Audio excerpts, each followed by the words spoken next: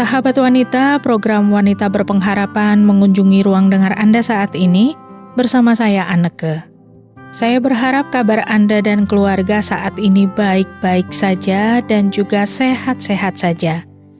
Informasi berkaitan dengan kesehatan akan terus saya bagikan untuk Anda, dan kali ini informasinya tentang jahe merah dan manfaatnya. Dan di bagian kedua nanti, kisah di Taman Getsemani adalah kisah penting yang akan disampaikan oleh Ibu Eti Rahmawati. Selamat mengikuti.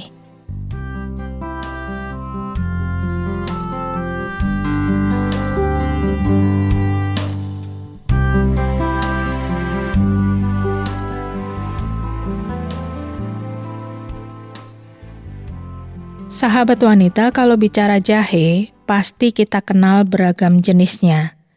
Jahe memang termasuk rempah-rempah yang bisa dijadikan obat ataupun produk herbal.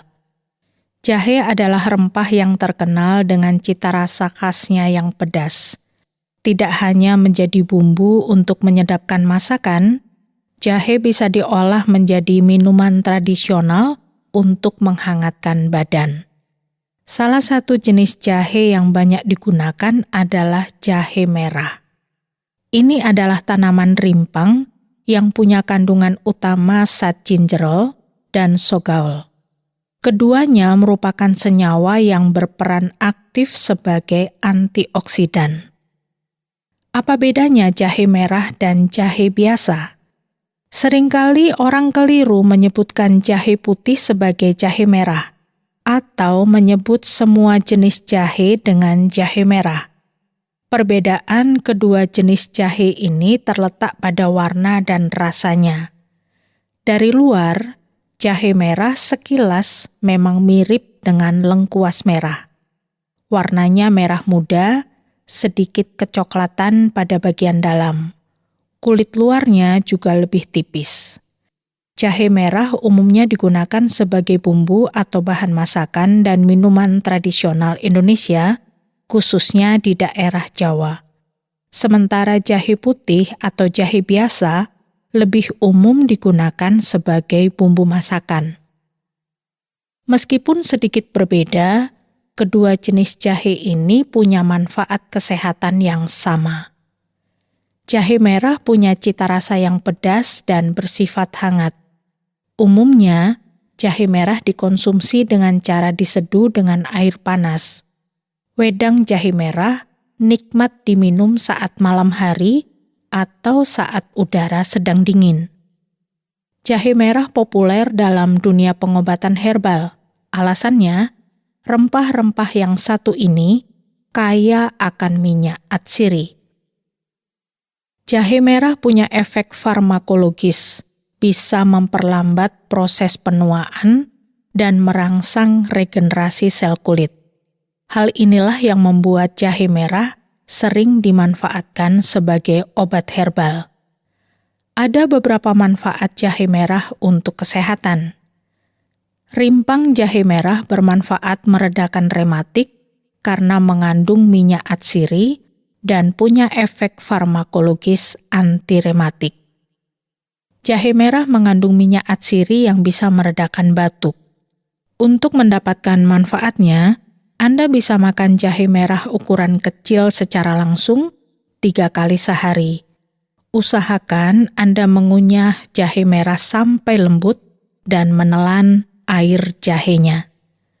Jahe merah bersifat anti radang yang dipercaya bisa mengurangi rasa nyeri pada lutut. Campuran jahe merah dan bawang merah yang ditumbuk halus bisa dimanfaatkan untuk mengobati gatal di kulit akibat gigitan serangga. Anda bisa menempelkan ramuan herbal ini secara rutin di atas permukaan kulit yang gatal sampai gatal hilang. Selain mengobati gatal, obat herbal ini juga efektif menyembuhkan luka lecet dan luka berdarah akibat senjata tajam. Jahe merah dipercaya bisa meningkatkan sistem imunitas alias daya tahan tubuh. Untuk mendapatkan manfaatnya, Anda bisa menyiapkan beberapa bahan seperti jahe merah 20 gram, temulawak 20 gram, lempuyang wangi 20 gram, biji ketumbar 10 gram. Cuci semua bahan sampai bersih. Sesudah itu Anda keringkan seluruh bahan itu. Kalau sudah kering, semua bahan ditumbuk sampai halus dan berubah menjadi bubuk.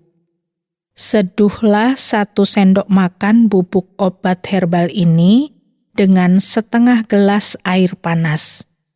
Anda bisa tambahkan madu, kemudian aduk rata dan minumlah segera.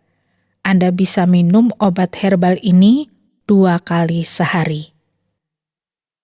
Jahe merah juga efektif mengobati sakit pinggang. Untuk merasakan manfaatnya, kumpulkan bahan-bahan 30 gram temulawak, 30 gram jahe merah, 30 gram kumis kucing, 20 gram meniran, dan campurkan dengan 800 ml air. Rebuslah semua bahan sampai mendidih dan menyisakan sekitar 300 ml air. Setelah itu dinginkan dan saring. Minumlah obat herbal ini 2 kali sehari. Jahe merah juga mengandung minyak atsiri yang bisa menghambat pertumbuhan bakteri. Jahe merah juga mengandung antioksidan yang berperan menurunkan kadar kolesterol dalam darah. Mungkin Anda bertanya-tanya mengapa jahe merah punya begitu banyak manfaat. Iya, karena jahe merah punya nutrisi yang bermanfaat bagi kesehatan tubuh kita. Jahe merah punya komponen utama berupa karbohidrat sekitar 50-70%. Ada lemaknya sekitar 3-8%.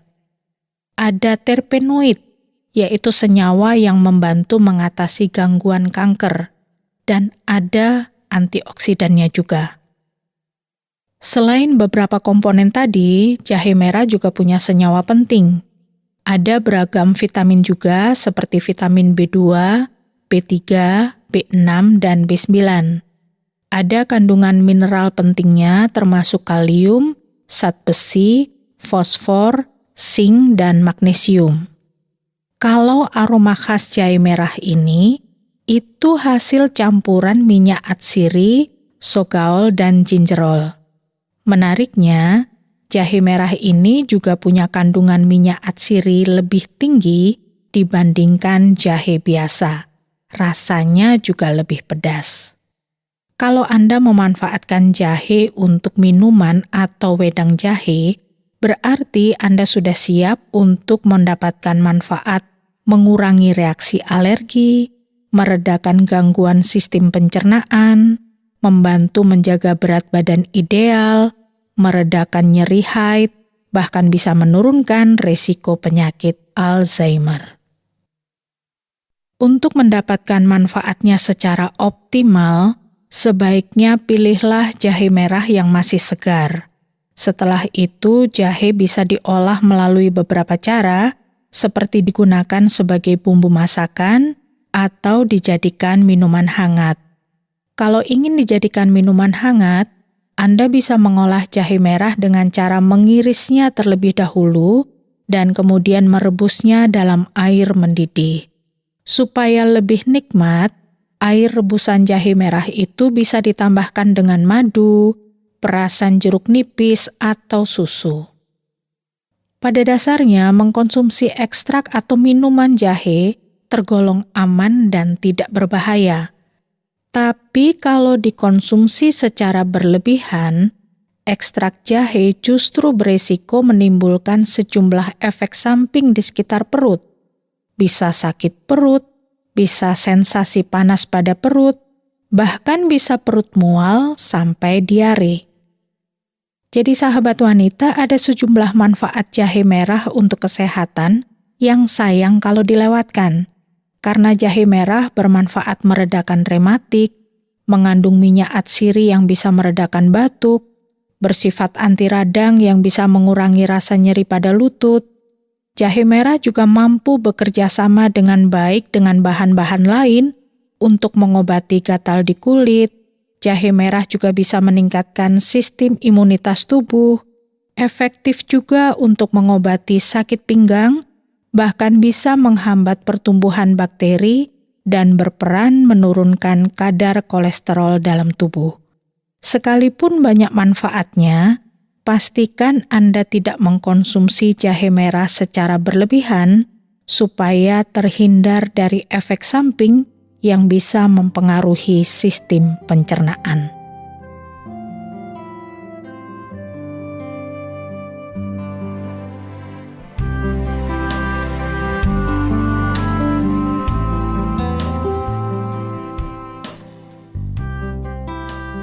Sahabat wanita, selamat menikmati jahe merah dengan segala manfaatnya, dan silakan ikuti kisah penting dan menarik yang akan disampaikan oleh Ibu Eti Rahmawati, Kisah di Taman Getsemani.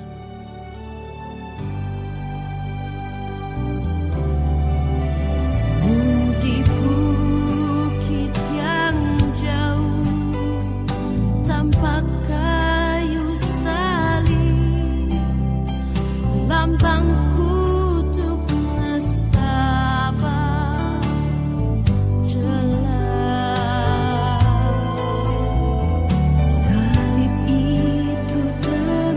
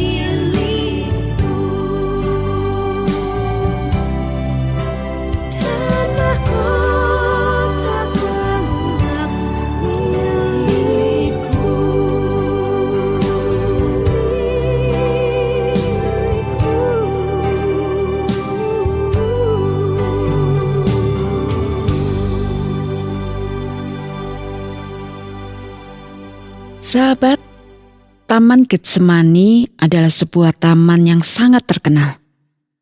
Taman ini memiliki kisah yang menyedihkan.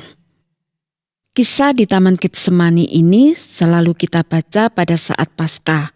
Karena di taman ini Tuhan Yesus berdoa kepada Bapanya dan meminta agar kalau boleh Tuhan Yesus dibebaskan dari penderitaannya di kayu salib. Mari kita mendengar kisah Tuhan Yesus berdoa di Taman Getsemani. Kisah ini bisa Anda baca dari Injil Matius pasal 26 ayat 36 sampai 46. Mari kita dengarkan kisahnya. Maka sampailah Yesus bersama murid-muridnya ke suatu tempat yang bernama Getsemani. Lalu ia berkata kepada murid-muridnya, "Duduklah di sini, sementara aku pergi ke sana untuk berdoa." Dan ia membawa Petrus dan kedua anak Zebedeus sertanya. Maka mulailah ia merasa sedih dan gentar. Lalu katanya kepada mereka, "Hatiku sangat sedih, seperti mau mati rasanya. Tinggallah di sini dan berjaga-jagalah dengan aku." Maka ia maju sedikit, lalu sujud dan berdoa. Katanya, "Ya Bapakku, jikalau sekiranya mungkin, biarlah cawan ini lalu daripadaku. Tetapi janganlah seperti yang kukehendaki, melainkan seperti yang Engkau kehendaki." Setelah itu ia kembali kepada murid-muridnya dan mendapati mereka sedang tidur. Dan ia berkata kepada Petrus, "Tidakkah kamu sanggup berjaga-jaga 1 jam saja dengan aku? Berjaga-jagalah dan berdoalah, supaya kamu jangan jatuh ke dalam pencobaan. Roh memang penurut, tetapi daging lemah." Lalu ia pergi untuk kedua kalinya dan berdoa. Katanya, "Ya Bapakku, jikalau cawan ini tidak mungkin lalu, kecuali apabila aku meminumnya, jadilah kehendak-Mu." Dan ketika ia kembali pula, ia mendapati mereka sedang tidur, sebab mata mereka sudah berat. Ia membiarkan mereka di situ, lalu pergi dan berdoa untuk ketiga kalinya dan mengucapkan doa yang itu juga. Sahabat, itulah kisah sedih di Getsemani. Tuhan Yesus mengatakan kepada murid-muridnya kesedihan hatinya dengan mengatakan, "Hatiku sangat sedih, seperti mau mati rasanya. Tinggallah di sini dan berjaga-jagalah dengan aku." Tuhan Yesus sangat sedih hatinya karena malam itu dia akan ditangkap, lalu diadili, dan akhirnya disalibkan dan mati. Setelah ia meminta muridnya untuk terus berjaga-jaga dengan dia, Tuhan Yesus kemudian berdoa kepada Bapanya. Dalam doanya Tuhan Yesus berkata, "Ya Bapakku, jikalau sekiranya mungkin, biarlah cawan ini lalu daripadaku. Tetapi janganlah seperti yang kukehendaki, melainkan seperti yang Engkau kehendaki." Dalam Injil Lukas pasal 22 ayat 44 mengatakan, "Ia sangat ketakutan dan makin bersungguh-sungguh berdoa. Peluhnya menjadi seperti titik-titik darah yang bertetesan ke tanah." Sahabat, Tuhan Yesus sangat takut menghadapi penyiksaan dan penyaliban yang akan dia alami, bahkan ia meminta kepada Bapanya yang mengutus dia agar dia tidak usah disalib karena Tuhan Yesus sangat ketakutan. Bagaimana dengan perasaan para muridnya? Apa yang dilakukan murid Tuhan Yesus ketika Tuhan Yesus berdoa seorang diri di Taman Getsemani? Ya, dari kisah Getsemani yang kita dengar tadi dikatakan bahwa para murid Tuhan Yesus sedang tidur. Mereka tidak ikut berdoa, atau mereka tidak mendoakan Tuhan Yesus yang sedang sedih. Bahkan untuk kedua kalinya Tuhan Yesus mendatangi mereka dan para muridnya tetap tidur. Bagaimana reaksi Tuhan Yesus? Pertama, Tuhan Yesus mengatakan, "Tidakkah kamu sanggup berjaga-jaga 1 jam dengan aku? Berjaga-jagalah dan berdoalah, supaya kamu jangan jatuh ke dalam pencobaan. Roh memang penurut, tetapi daging lemah." Rupanya teguran Tuhan Yesus ini tidak didengarkan oleh para murid. Karena untuk kedua kalinya setelah Tuhan Yesus berdoa dan melihat mereka tetap tidur. Lalu Tuhan Yesus membiarkan mereka tidur karena Tuhan Yesus memaklumi muridnya yang malam itu matanya sudah berat sekali sehingga tidak sanggup untuk berjaga-jaga. Setelah membiarkan para murid melanjutkan tidurnya, Tuhan Yesus kembali berdoa untuk ketiga kalinya dengan doa yang sama. "Ya Bapakku, jikalau sekiranya mungkin, biarlah cawan ini lalu daripadaku. Tetapi janganlah seperti yang ku kehendaki, melainkan seperti yang Engkau kehendaki." Sahabat, kisah di Taman Getsemani ini memberitahu kita bahwa pengorbanan dan penderitaan Tuhan Yesus sangatlah berat.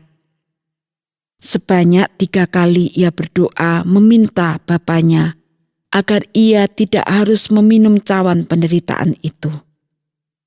Tetapi Tuhan Yesus tidak ingin kehendaknya yang jadi, melainkan kehendak Bapanya saja yang jadi. Dan kita tahu bahwa akhirnya Tuhan Yesus taat sampai akhir. Ia diadili, dianiaya, dan disalibkan hingga mati. Setelah mati dan dikuburkan, pada hari yang ketiga ia bangkit dan naik ke surga. Kebangkitan Tuhan Yesus dari kematian merupakan kemenangan bagi orang berdosa yang percaya kepadanya. Sahabat, semua pengorbanan yang Tuhan Yesus lakukan untuk keselamatan kita. Hanya ada satu jalan menuju keselamatan dan hidup kekal, yaitu Tuhan Yesus Kristus.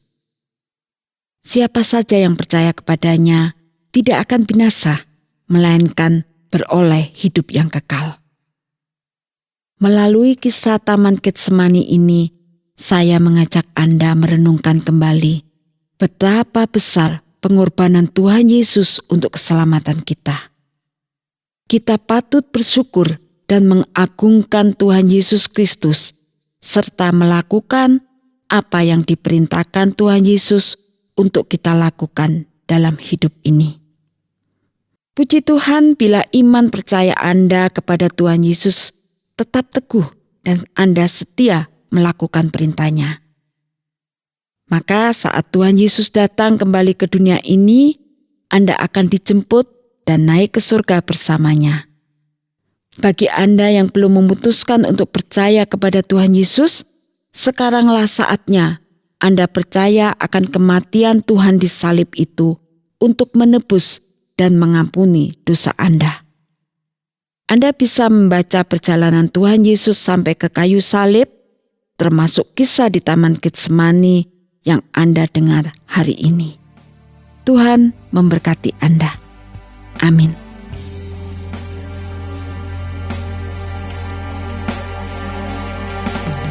Raja, segala raja, Tuhan, segala Tuhan yang tinggalkan kemuliaannya turun ke dunia.